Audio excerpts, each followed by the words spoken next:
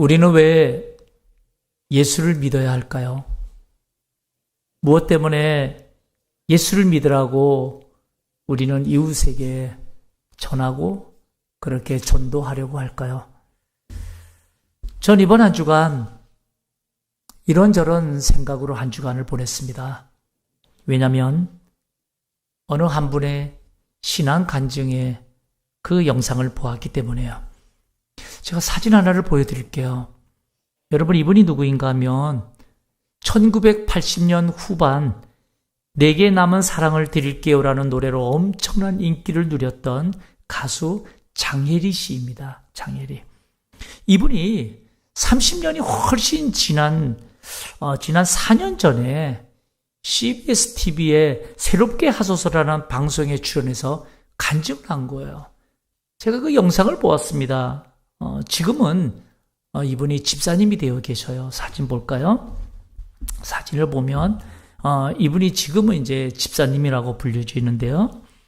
1980년도 후반 가요계를 힘쓸었던 이 장혜리 씨는 그렇게 인기가 많았을 때도 노래를 부르는 것이 전혀 행복하지 않았대요.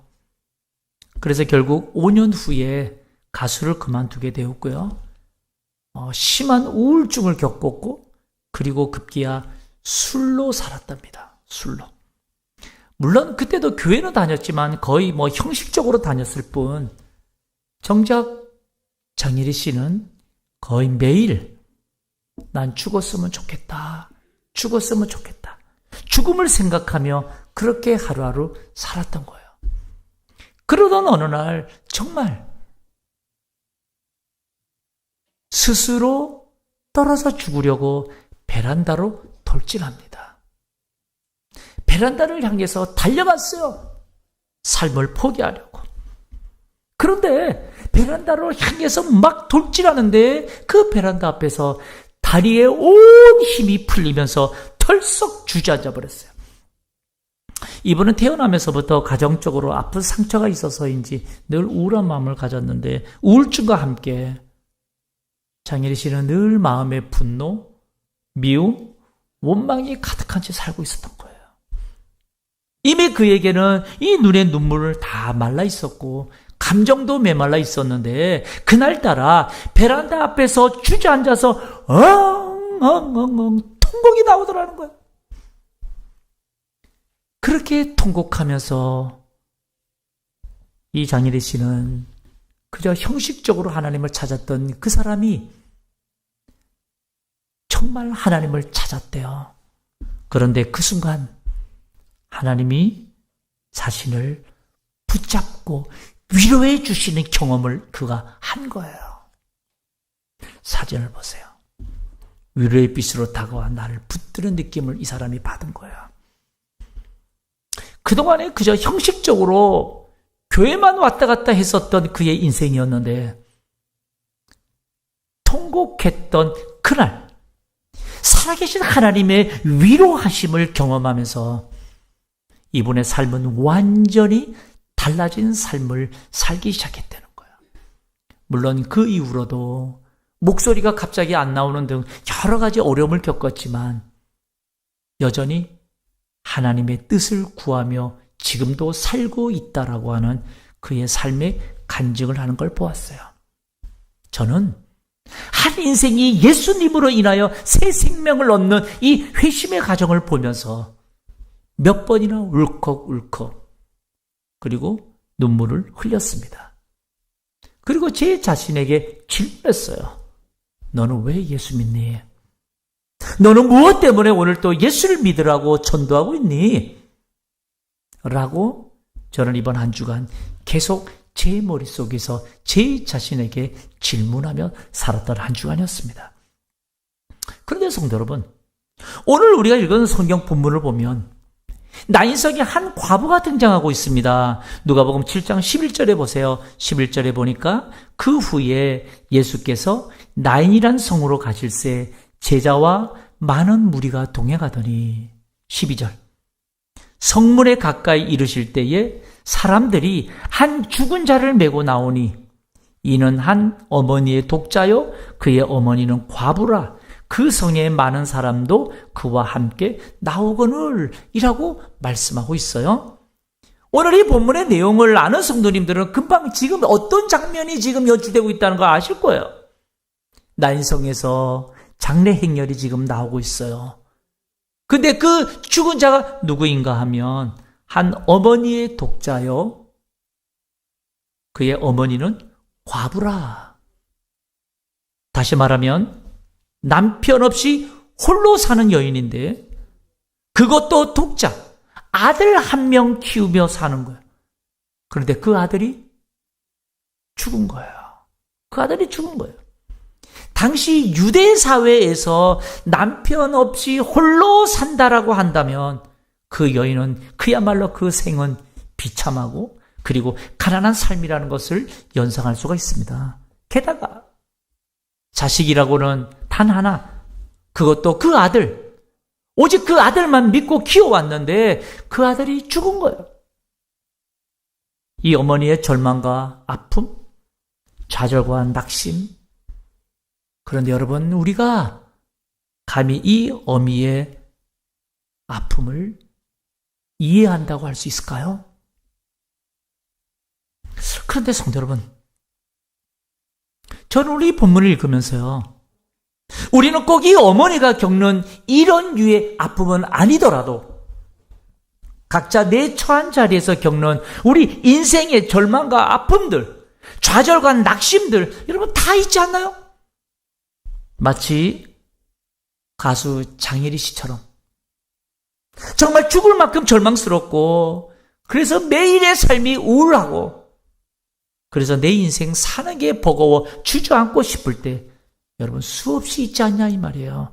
그런 면에서 보면 오늘 이 나인성 과부의 절망적인 얘기는 어쩌면 나의 절망, 우리가 겪는 절망일 수도 있겠다라는 생각을 하게 됩니다. 그런데 이 여인의 절망 앞에 오늘 성경이 우리에게 무엇을 보여주고 있을까 이 말이에요. 13절을 보세요. 13절을 보면 주께서 과부를 보시고 불쌍히 여기사 울지 말라 하시고 15절 죽었던 자가 일어나 앉고 말도 하거늘 예수께서 그를 어머니에게 주셨다라고 해요.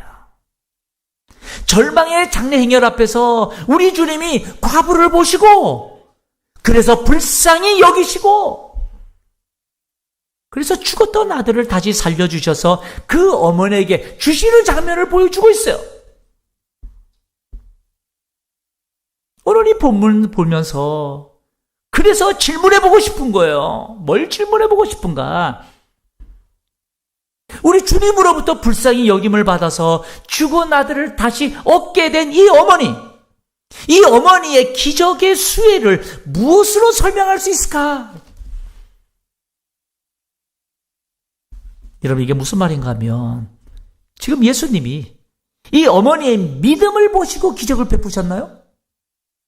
아니면 우리 예수님이 이 어머니의 간절한 눈물의 기도를 통해서 응답해 주셨나요? 무엇으로 우리 예수님이 이 어머니에게 기적을 선사하셨는가? 라고 지금 질문해보자 이 말이에요. 무엇으로 기적을 베풀어 주셨는가? 제가 왜 이런 질문을 드리는가 하면 마가복음 2장 5절 때문에요. 마가복음 2장 5절에 보면 이런 말씀이 있어요. 예수께서 그들의 믿음을 보시고 중풍병자의 병을 치유해주셨습니다. 그들의 믿음을 보시고 중풍병의 병을 고쳐주셨어요. 사도행전 14장 9절에 보세요. 사도행전 14장 9절에 보면 이런 말씀이 있어요. 바울이 주목하여 구원받을 만한 믿음이 그에게 있는 것을 보고 바울 사도가 주님 앞에 기도하는데 이 루스드라에서 그에게 구원받을 만한 믿음이 그에게 있는 것을 보시고 그래서 루스드라에 그 발을 쓰지 못하는 자를 고쳐줘서 일으켜 세우는 기적을 베풀어 줬어요. 그에게 구원받을 만한 믿음이 있는 것을 보고서. 여러분 이 같은 것을 보면 분명 믿음이 있어야, 응답 받을 만한 뭔가가 있어야 우리 예수님으로부터 응답을 받을 수가 있다면, 여러분 이거 보통 심각한 문제 아닌 거 아니에요? 왜냐하면 이 자리에 있는 우리들은 그만한 믿음이, 그만한 기도의 분량이, 그만한 삶의 순종이 아무리 생각해봐도 자진할 수 없기 때문이에요. 그래서 우리는 신앙생활하면서도 늘 뭔가 나는 응답받을 만한 믿음이 없나 보다, 나는 뭔가 고침받을 만한 기도가 부족한가 보다, 늘 신앙생활하면서도 우리는 나의 믿음 없는 내 자신을 자책하면서 그렇게 괴로워하며 살고 있지 않나요? 그렇게 자책하며 괴로워하는 우리들에 비하면 지금 정작 나인성 독자의 어머니는 그 어디에도 그의 믿음을 보셨다거나 그가 응답받을 만한 믿음이 있었다거나 뭐 그런 말이 없다 이 말이에요. 그런 말이 없어요. 그냥 성경이 우리에게 보여주는 건 뭐예요? 13절 다시 보셔요. 13절 다시 보면 주께서 과부를 보시고 불쌍히 여기사 울지 말라 하시고, 성경은 간단해요. 주께서 과부를 보시고 불쌍히 여기사 울지 말라. 그리고 죽은 아들을 다시 살려주셔서 그 어머니에게 주셨다라고 기록해요. 여러분 이것이 무엇으로 설명할 수 있냐 이 말이에요. 영미권의 최고의 복음주의 작가인 필립얀 씨가 이런 말을 했어요. 필립얀 씨가 마지막 최고의 단어는 은혜다, 마지막 최고의 단어는 은혜라는 단어를 말하고 있어요. 여러분 왜 우리 삶의 마지막 최고의 단어가 은혜라는 단어를 썼을까요? 필립얀 씨가 쓴 하나님의 놀라운 은혜라는 책에 보니까 이런 내용이 있어요. 영국에서 비교 종교학 회의가 열렸답니다.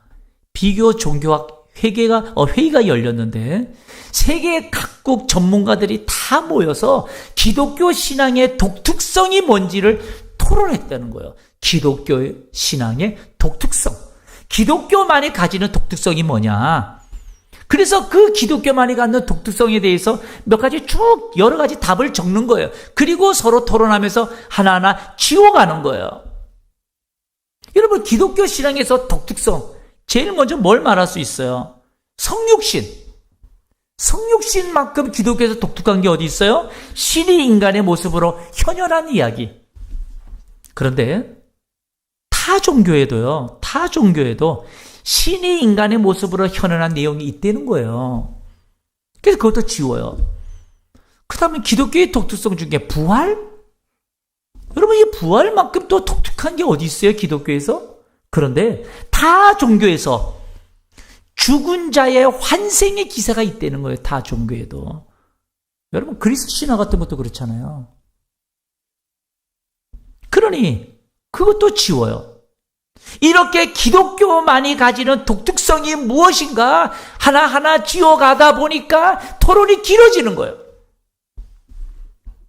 이렇게 토론이 길어지고 있는데 마치 20세기 영국의 대표적인 변증가이자 문학자, 우리도 금방 알 수 있는 순전한 기독교를 쓴 작가, 나니아 연대기를 쓴 작가, 바로 C.S. 루이스가 방을 잘못 안고 그 문을 휙 열은 거예요. 루이스가 보니까 막 전문가들이 열띤 토론을 하거든요. 그래서 질문한 거예요. 아니 도대체 토론 주제가 뭡니까?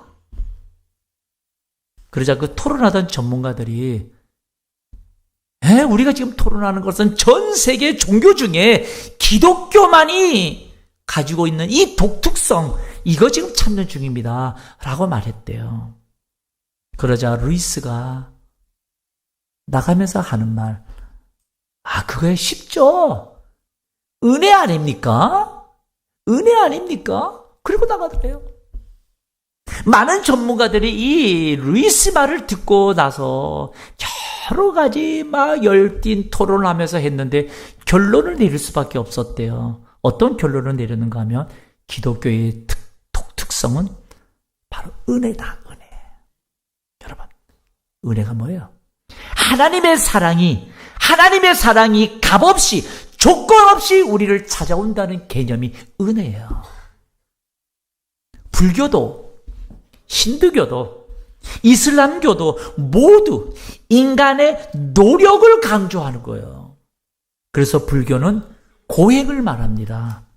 힌두교는 업보를 말하고, 유대교는 언약을, 이슬람교는 법전을 말하면서 모두 다 우리 인간이 어떻게든 노력해서 신에게 인정받아야 된다는 인정받는 길을 제시하고 있었던 거예요. 그런데 기독교는 어때요? 하나님의 사랑은 무조건적으로 우리에게 찾아오는 것. 그게 은혜다. 은혜라는 거예요. 그래서 이 필립얀 씨는 우리 삶의 마지막 최고의 단어는 바로 은혜라고 말하고 있었던 거예요. 은혜. 성도 여러분, 은혜란 무엇일까요? 사전을 찾아보니까 은혜란 다른 사람에게서 받는 고마운 혜택이나 호의 또는 도움을 의미한다라고 기록되어 있습니다. 다른 사람에게서 받는 고마운 혜택이나 호의 또는 도움을 의미한다. 이게 은혜라는 사전적 의미예요. 그런데 우리 기독교에서 말하는 은혜는 그 뜻보다도 더 깊은 곳으로 향합니다. 기독교에서 말하는 은혜, 그레이스라고 하는 이 단어는 자격 없는 자에게 주어지는 하나님의 호의예요. 자격 없는 자에게 주어지는 하나님의 호의. 인간은 죄로 인해서 하나님과 분리되었지만 우리 하나님은 우리를 사랑하셔서 아무런 자격 없는 우리에게 구원을 베풀어 주신 거예요. 구원은 우리 인간의 노력이나 행위로 얻는 것이 아니라 오직 하나님의 은혜로 말미암아 주어지는 것입니다. 그래서 에베소서 2장 8절은 이렇게 증거하고 있어요. 2장 8절에 보니까 너희는 그 은혜로 인하여 믿음으로 말미암아 구원을 받았으니 이것은 너희에게서 난 것이 아니요 하나님의 무엇이라? 선물이라 이 말이야. 선물이라. 내가 약할 때, 내가 실수할 때, 내가 세상에서 모든 것 다 이제 포기하고 싶을 때, 세상은 날 버려도, 사람들은 날 외면해도, 하나님의 은혜가 나를 그 순간에 이렇게 세워주셨고, 하나님의 은혜가 오늘 이 자리에 나를 있게끔 나를 이끌어 주셨다는 사실 믿으시길 축복합니다. 여러분들이 그저 온 것이 아니라, 누구를 통해서 온 것이 아니라 하나님이 여러분들을 이렇게 세워서 오늘 이 자리에 예배하는 인생 삼아주셨다는 사실 믿으시기를 축복합니다. 그래서 구약에서는 히브리어로 헤세드라는 단어로, 신약에서는 헬라어로 카리스라는 단어로 하나님의 무조건적이고 자발적인 사랑과 구원의 행위를 은혜라는 단어로 수없이 사용하고 있다는 것을 우리는 보게 됩니다. 그러니 오늘 나인성 과부에게 임한 이 기적도 마지막 최고의 단어 은혜라는 단어로밖에는 설명할 길이 없다 이 말이에요. 설명할 길이 없어요. 절망하는 여인을 주께서 보시고 불쌍히 여겨주시고 그래서 그의 독자를 살려주셔서 그 여인의 눈의 눈물을 닦아주신 것은 하나님의 전적인 은혜라는 단어로 설명할 수밖에 없다 이 말이에요. 베란다로 돌진하던 그 가수 장예리 씨를 멈추어 세우고 다시 회복시키신 것, 여러분 이것은 주님의 은혜라고 밖에는 설명할 길이 없는 거예요. 성경의 모든 역사를 봐도 그 어디에도 이스라엘 백성들이 그들이 거룩했기 때문에, 그들이 믿음이 좋았기 때문에, 그래서 하나님이 그들을 이뻐하시고 그래서 불기둥과 구름기둥으로 하나님이 인도해 주셨다? 그런 말이 없어요.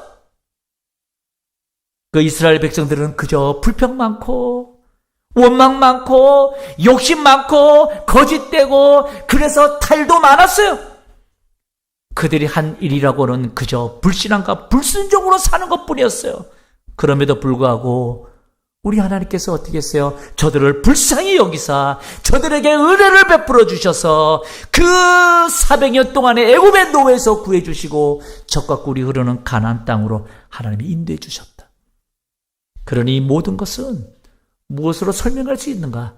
하나님의 은혜였음을 그 은혜라는 단어로밖에는 설명할 길이 없다 이 말이에요. 여러분 찬송가 305장을 보면 제목이 나 같은 죄인 살리신이라는 찬송가입니다. 그런데 이 찬송의 곡을 작사한 분이 있어요. 이 작사한 분이 누구인가 하면 존 뉴턴이라는 분인데 이 존 뉴턴이 1772년에 작사를 했습니다. 나 같은 죄인 살리신 이 곡을 작사했어요. 그러다가 1835년에 어메이징 그레스라고 하는 지금의 이 곡에 붙여서 찬송가에 실렸다고 합니다. 그 찬송 가사를 쓴 존 뉴턴은 알고 보면 과거에 노예 상인이었대요. 수많은 노예를 사고 팔며 사는 어떻게 보면 인간 사냥꾼과 같은 인간 말종과 같은 자였어요. 그런데 한 번은 배를 타고서 가다가 큰 폭풍을 만납니다. 거반 배가 막 뒤집히고 거의 죽는 거예요. 그 죽음의 공포 앞에서 이 존 뉴턴은 하나님을 찾게 되었고 그때 하나님을 만나요.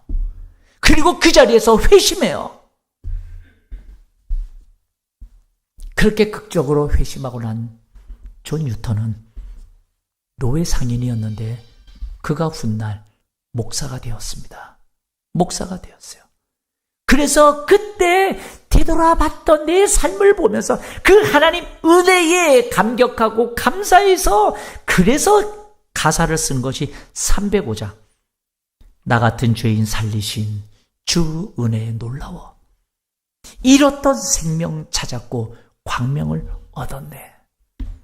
큰 죄악에서 건지신 주 은혜에 놀라워. 나 처음 믿은 그 시간 귀하고 귀하다.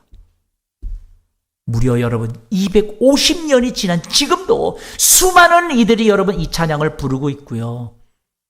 해마다 각종 순위 차트에서 진입하고 있다고 합니다. 나 같은 죄인 살리신 주 은혜 놀라워. 잃었던 생명 찾았고 광명을 얻었네. 점점 여러분 이 시대는 더 메말라가는 현실 아니에요? 더 상박해지는 이 현실 앞에 여러분 진정한 마음의 안식처 없이 표류하는 많은 사람들의 이 마음들, 그 힘든 마음에 믿음의 닻을 내리기에는 은혜만큼 좋은 것이 없기 때문에 우리는 은혜를 모르는 이들에게 오늘도 우리가 전도하는 그 이유가 된다 이 말이에요. 여러분 오늘 또 사는 게 힘에 버거워하며 사는 우리들 어떻게 해야 될까요? 오늘 또 나로 하여금 숨쉬게 하신 것, 오늘 또 나로 하여금 눈을 뜨게 하신 것, 오늘 또 이 시간 예배하기 위하여 이 자리에 오게 하신 것, 내 힘으로 온 것 같지만, 누구의 소개로 온 것 같지만, 떠밀려서 온 것 같지만 아니요. 하나님이 나를 일으켜 세워주셨고 하나님이 내게 은혜 베풀어 주셔서 오늘 이 자리에 있게 하셨다는 사실, 하나님 은혜로 밖에는 설명할 단어가 없지 않냐 이 말이에요. 독자의 죽음 앞에 절망하던 과부의 눈물의 장례 행렬을 보시고 그 어미를 불쌍히 여겨주시는 우리 예수님, 뽕나무 위에 올라가서 주님을 바라보는 그 외로운 왕따 삭개오를 기꺼이 보시고 그의 이름을 불러주시는 예수님, 노예를 살고 팔던 노예 상인 존 뉴턴을 폭풍 가운데서도 구해주시고 기어이 그를 목사로 만드신 주님, 베란다로 돌진하던 한 인생을 멈추어 세우고 다시 그 자리에서 통곡으로 다시 회복시켜주시는 우리 주님, 여러분 이 모든 것 다 주님의 은혜라고, 이 모든 것은 다 나를 향한 하나님의 호의, 하나님의 사랑이었노라고 여러분 우리는 은혜라고 밖에는 설명할 단어가 없다 이 말이에요. 그래서 여러분, 주의 은혜밖에는 우리 인생에 답이 없습니다. 주의 은혜밖에는 우리 인생에 답이 없어요. 우리는 왜 예수님을 믿어야 할까요? 무엇 때문에 예수를 믿으라고 오늘도 우리는 전도해야 되는 그 이유를 말할까요? 여러분, 점점 더 메말라가는 이 세상에 우리 모두가 살 길은 주의 은혜밖에 없다는 사실 때문이에요. 주의 은혜밖에 없다. 그러니 여러분, 오늘 예배하는 우리 모두 기대하시기를 축복합니다. 내게 내려주신 주님의 은혜, 또 앞으로의 내 삶에 내려주실 주님의 은혜, 그거 기대하고 또 기대하고, 그 하나님 의지하고 또 의지하고, 내 힘으로 살아온 것 같지만 아니요, 그 인생 뒤안길에 죽을 만큼 힘들었던 그 주저앉았던 그 자리, 오늘 여기까지 온 거는 절대 우리의 힘으로 올 수 없어요. 알게 모르게 주님의 은혜가 내게 함께했고 나를 일으켜 세워서 오늘 이 자리에 있게 했다는 사실을 꼭 믿고, 그 주님의 은혜에 붙잡고 여러분 회복해서 이 세상 바라보는 눈이 주님이 주시는 은혜의 시야로 바뀌는 우리 온 성도들 다 되시길 주님의 이름으로 축복합니다.